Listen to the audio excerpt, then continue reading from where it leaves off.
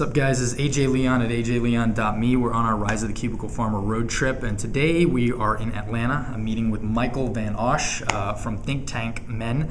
He's got a really interesting story about how he transitioned from a corporate job, a well-paying corporate job in an advertising agency, to what he's doing now, but also some theater in there. So it's a cool story, and we're going to learn a little bit about entrepreneurship, and he's got some unique takes on what we could be doing better to transition, live the lives that we want to live. So what's up, Michael? Hey, glad to meet you. Thanks for including me on this. Absolutely, love man. what you guys are doing. Dude, we love your blog, we love your story, Thank you. and it's we're glad to have you as a piece of it, man. So what were you doing in 2001 before all this madness and the craziness that you do now? Right. Well, so 2001, I was a vice president of an ad agency, and that leading up to that had been for 10, 12 years of doing sports marketing and advertising and that sort of thing, and kind of living the life and being paid well and sometimes enjoying it, and it was good to me, but 2001 was the point where I had been kind of on a downward, in my own mind, downward trend in the last couple of years. Emotionally, but not emotionally. Okay. Yeah, and it's 2001 was the point where when we all got laid off finally, I just said, okay, this is a sign. Yeah. And it wasn't easy, but and there was a couple of years after that were a real struggle because I was trying to find what was right for me. So it was an interesting time. And you were, we were just talking a little bit. You did everything by the book. It seems like. you got the undergrad. You went straight and got your MBA. Pretty much in a hurry, and and worked for the big firm and all that. What was that? Was there a point at which were you always an entrepreneur? Did you go into this, kind of the corporate world in that style, knowing I'm an entrepreneur, someday I'm going to do something on my own? Or was it just an immediate thing that one day you were just like, gosh, this is not me? I think I originally, in my DNA, am an entrepreneur, and I think I forgot. Because I was the kid in high school who was asking girls out so I could get to their moms to sell them Amway, right? So I had my own business, right? And I paid part of my college that way. It's a classy model, dude. Yeah, isn't that nice? Yeah, absolutely. Now I'm going to get letters, right? Exactly. You bastard kid. I knew you never loved her. Exactly. So, when I went to college then and MBA right after that, I had an interest in sports my whole life, so I decided sports marketing was the way for me. So I think I forgot about all of that entrepreneurship that was in me originally and went the agency route, actually. I never actually worked on the corporate side, but I worked on the agency side all the way through my career, and it's almost the same thing since you're dealing with the corporations. So. And what made you, what was everyone got laid off, you said, but what made you want to leave? Had you not gotten laid off, would you have still made this transition out, do you think? Yeah, I think definitely.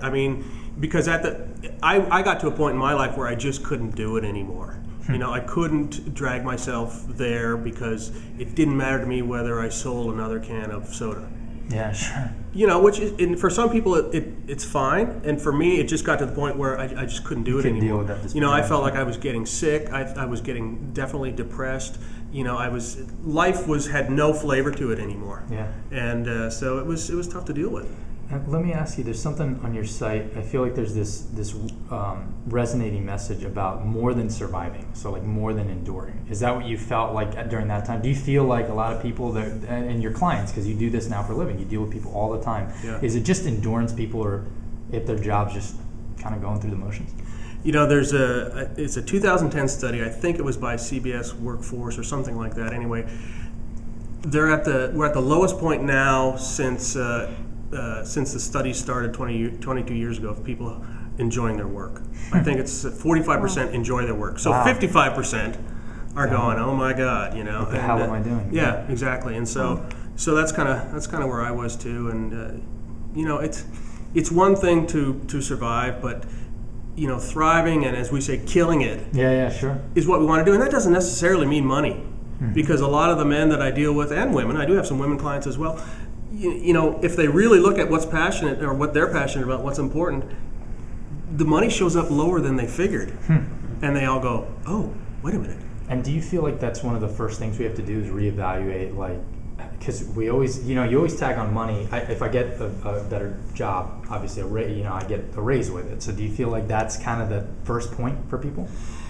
Yeah, it's a slippery slope because you once you have the big salary or you have the job or whatever, and like you said, you get the raise, and then how do you get out of it? That kind of thing. I know it. Where I start with everybody is where I started, and it's kind of like once you almost bottom out or whatever. Then you've got to really start thinking about, okay, now what's right for me? Yeah, sure. Like what am I really passionate about? What do I dare think I could do with my life? And that question has a lot of issues attached to it for everybody, because you've got parents, spouses, children, all these influences on your life. Exactly. And if you say to your group of close cohorts, I think I'd like to do this, you probably won't get a lot of support in the beginning. Yeah. You may. Did you go through that at first? Like, when was the aha moment? So did you say, okay, I'm getting laid off, I'm leaving this agency work, I'm never going to do this again? Was it, I'm just never going to do this again, or I know exactly what I'm going to do, and you started moving towards that?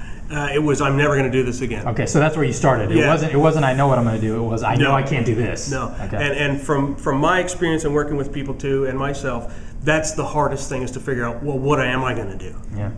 And whether you're 65 or 25, it's like not an easy thing to really figure out what is right for you, what's passionate, what is passion, what are you passionate about, and what's in your wheelhouse, what's in your natural wheelhouse that every time that pitch comes down, you can knock it out of the park. Smack that, yeah.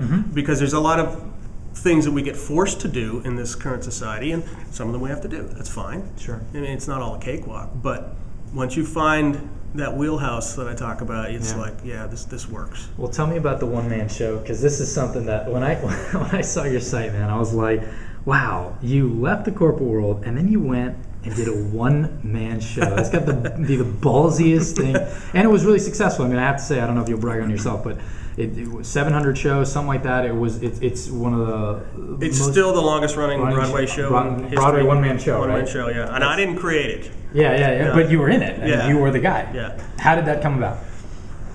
Well, when I was going through my couple of year period there, trying to figure out what do I really want to do with my life, and now that I'm forced to reevaluate, you're a free agent now. Exactly. What it goes back to what would I dare believe that my life could be about.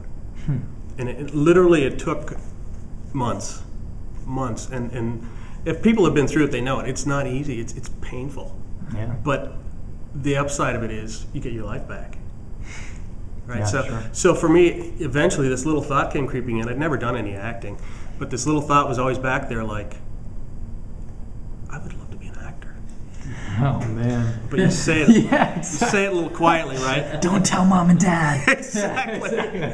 So, as I say in the Freedom Air Manifesto, I went out there and just looked in the paper, and they said, you got to come audition for a show, you got to have a monologue. I'm like, I don't know what a monologue is. Yeah. But you find out you go learn one from the Barnes & Noble without buying the book and all that stuff, right? And then, because you're happy, but you have no money, right? Yeah, sure. So I went, and it was a community show, and I got a part, and it just snowballed. Because I knew when I stepped on those boards to rehearse the first time, I could almost not hold the tears back.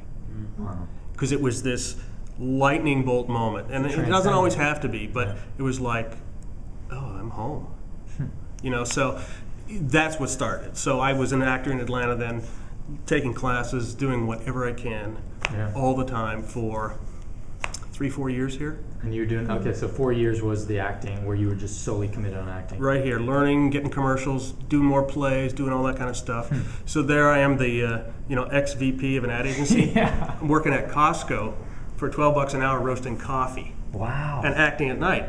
But loving it. But it was like getting my energy back. Yeah, sure. Getting my mojo back. So then, I decided to move to New York, because if you're going to really act, you go to New York to learn, right? Absolutely. So that's where I got my big break then too, and got the Defending the Caveman, the one-man show, and toured that around North America for 4.5 years.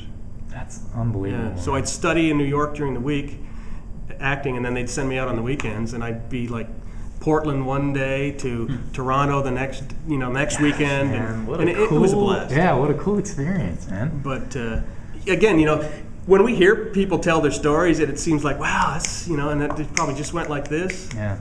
We forget about all the grief in between and all the pushing and all the trying to relax into it and all of these things. So that's why I say that passion has got to be the key, because if you're not passionate about what you're doing, even if it's a blog, if you're not passionate about your topic, you will run out of gas. Yeah. Because funny. Passion is the gas. Yeah. And when your gas tank is empty, then you're left with nothing. Yeah. That's not to say your passions can't change, because that's what happened to me then. I did everything I could do in the acting world at that point, and I was loving it. And this thought started to creep in again, like maybe I wanted to do something else, and I didn't really want to let go of it. Yeah.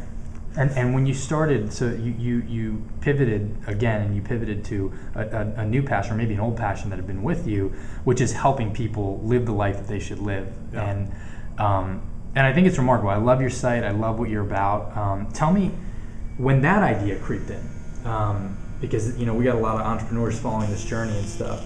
What were your first steps to take that idea from sketchbook to market? You have a business that you want to start now, yeah. And I think that's where a lot of entrepreneurs, or aspiring entrepreneurs, get caught up. Like, what are the first things you did to get that off the napkin into real air? Yeah.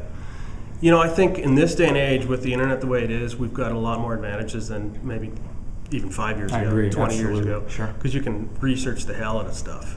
And I guess that's where I started going. Because I remember being in a bookstore, looking at a book that said something about business and life coaching, and laughing and going, what kind of losers?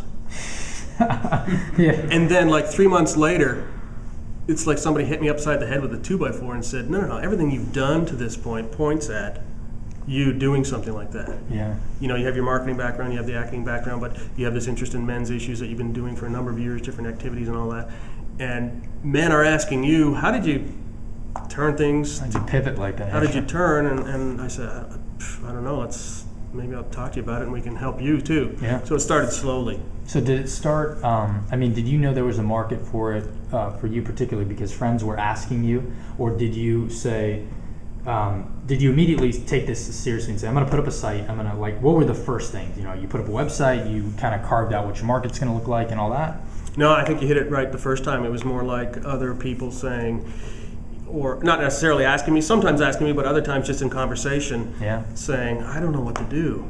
And life's passing me by. I'm not getting any fulfillment out of this. Yeah, the money's good or the money's bad, and either way, I just don't want to do it. So just conversations, sharing stuff and saying, Sure. well, this is kind of what I did. And and then it kind of evolved from there. And I kind of had been coaching men off and on informally for a number of years. So that whole, and I had good mentors. So I kind of knew what that kind of a relationship was like. Yeah.